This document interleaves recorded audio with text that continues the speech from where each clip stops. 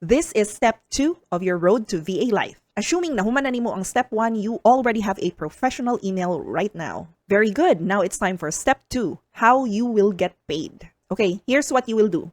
You will go to paypal.com and you will click the sign up button. Then you will be asked, are you creating an account for personal or for business? Ang tamang sagot ay you will choose business option because as a virtual assistant or freelancer, your clients will be paying you for your services. That technically makes you a business owner. Ayaw ka hadlok, kay mas hadlok ang walay trabaho, walay kwarta ug walay mautangan.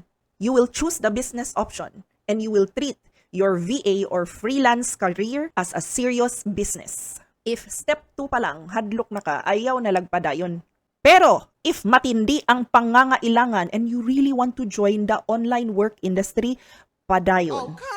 So you may ask, PayPal, di ba mahal ilang transaction fees? Yes, tinuod, mahal ang transaction fees sa PayPal. But PayPal is the most widely accepted payment platform. Of course, dili ni nagpasabot nga PayPal ra gyud imong mode of payment forever.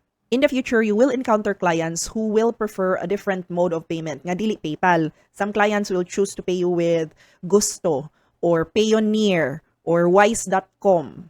So, puhon-puhon, you will set up accounts on those platforms too. But for now, one step at a time lang ta. We start with PayPal because it is the easiest entry point into the international market. Pero wala pa mong kuy client, unya na lang kung mag-set up og account tingali.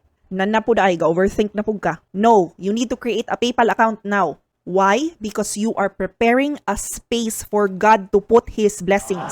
You are telling the universe that you are ready for the harvest. Pangandam. We prepare the basket before the fruit falls. So, shudi langay-langay, lihok na. And if naka-create na ka og PayPal account, comment dayon, I am ready for the harvest. Then, find the step 3 video of your road to VA life. The link is either in the description or the comments.